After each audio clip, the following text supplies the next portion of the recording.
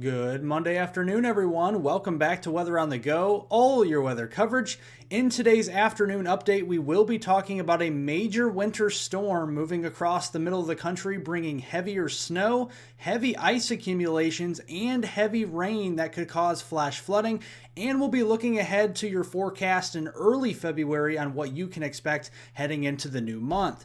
Again, welcome back here. Hope everybody's having a great Monday so far. If you are new to the channel and like detailed weather breakdowns across North America, hit that subscribe button certainly down below and also press the like button. It helps out more than you know. Let's get in here and look at our high temperatures this afternoon. And you see the freezing line going further to the north in a much warmer day than we have seen over the past several days, as that deep freeze was over portions of the northern U.S. and a lot of the east as well. Notice this afternoon we're up to 31 here in Chicago, 31 in St. Louis, and 37 down here into Little Rock. So a big improvement over the past couple of days. And looking towards midweek, we'll continue to warm up here in a big way by the middle of the week, by Wednesday, Thursday time frame here. And then by Friday, Saturday, and Sunday, late into the week and into the weekend, our temperatures will continue to warm up, not only across the eastern 2/3 of the country, but also further north into southern and southeastern Canada.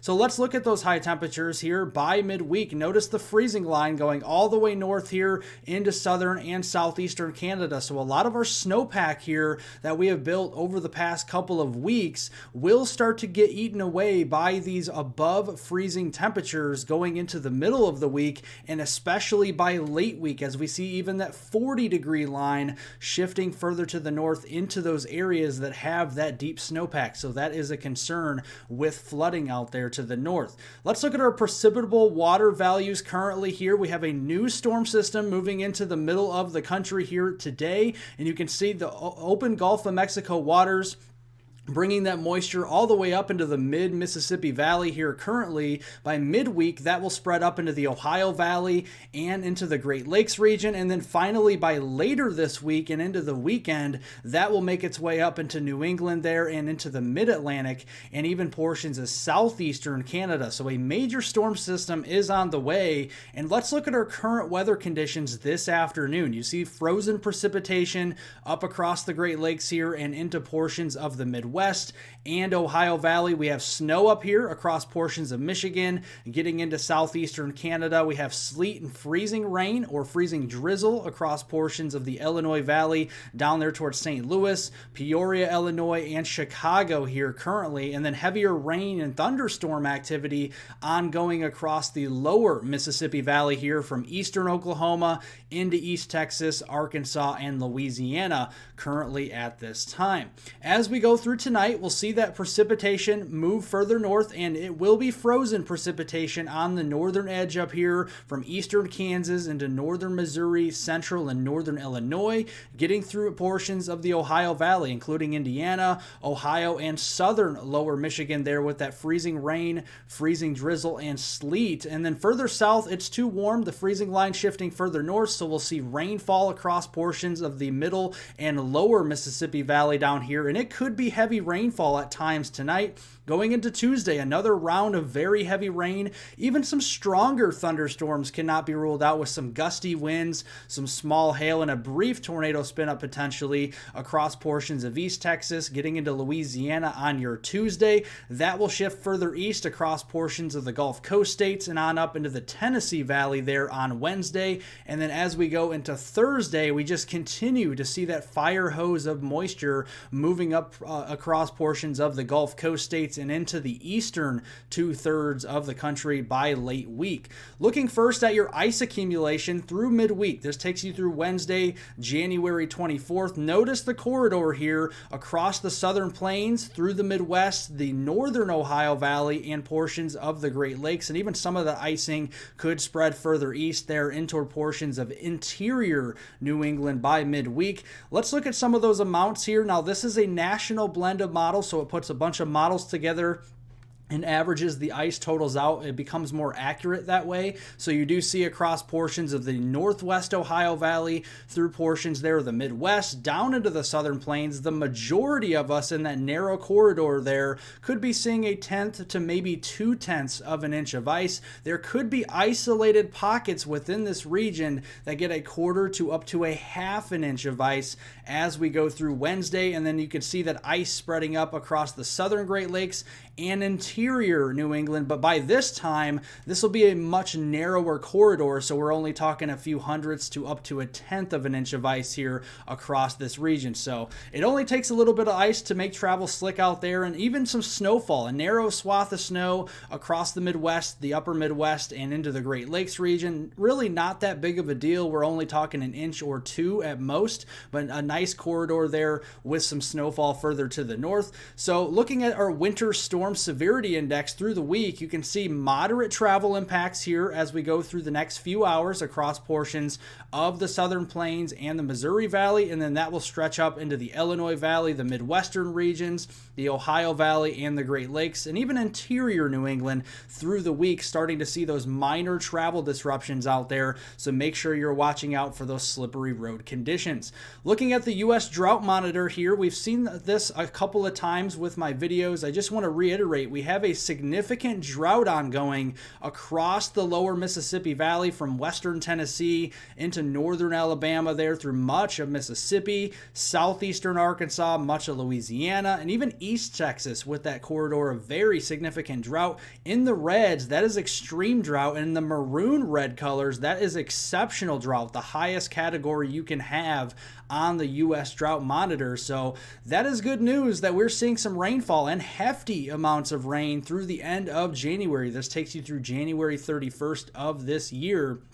And you can see that corridor that has that most significant drought, we're going to be chipping away at that over the next couple of weeks as we have more heavy rainfall across this region. And just zooming it in and showing you how much precipitation can be expected across this region, western Tennessee, down through northwest Alabama there into Mississippi, southeastern Arkansas, getting through Louisiana there, especially into coastal and southeastern Texas, a widespread corridor of at least 3 to 6 inches worth of rain. And this could be conservative. There could certainly be some double-digit totals over 10 inches as we go through the end of this month. So walking you through the flash flood probabilities from today into your Tuesday, that is highest across East Texas, southwestern Arkansas, and western Louisiana, with that slight risk for flash flooding. That will slowly begin to migrate north and eastbound as we go into the midweek time frame, Tuesday into Wednesday there, covering more of Arkansas,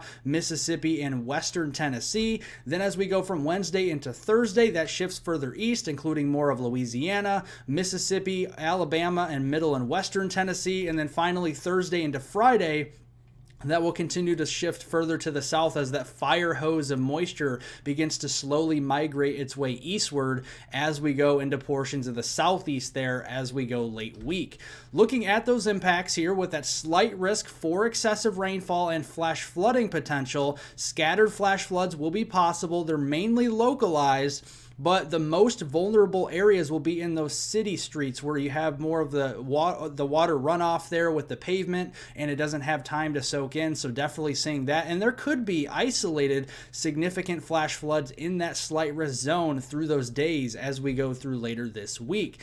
Looking here at your 500 millibar height anomalies as we go into next week. Now this is the last week in January, and notice we have high pressure blocking up here across southern Canada and the northern tier of the United States. And what this means is our temperatures will continue to be well above normal, especially out west and across the north here going into next week. And looking at our precipitation prospects, it looks like we're going to have a lot more drier conditions once we get past our major storm here this week. We'll be drying out a lot more across the middle of the country by next week here, and that will be some good news after we see some significant rain.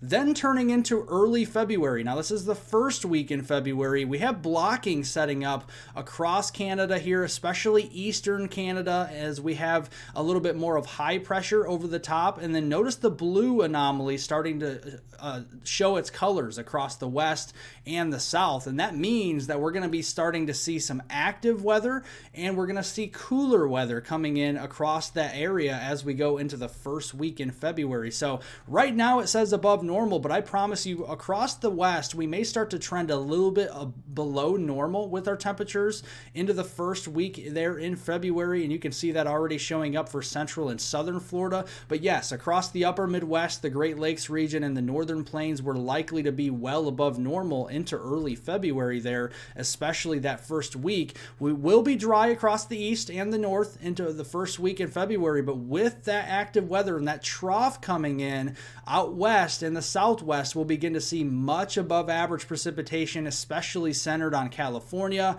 Oregon, Nevada, and Arizona, and that eventually will shift east as we go deeper into February across the central and southern plains, and probably even the southeastern United States as we go towards probably that second week into February. But just looking at the first week here, total precipitation wise, you can see where the active weather will be. Now, don't take this verbatim with our amounts here, but just showing you where the heaviest probabilities will be for that rainfall, even snowfall out there as well across portions of California, getting hard hit by some moisture. You can see down here into the Four Corners region here, including Nevada as well, and then further east through portions of Texas, Oklahoma there into Arkansas, Louisiana, Mississippi, Alabama, and southeastern U.S. starting to get a good soaking of rain and or snow as we go later into that first week in February. Well, thank you guys so much for watching. I hope you enjoyed today's weather content this afternoon. I will keep it coming with some of these updates for these higher impact winter storms moving across the country.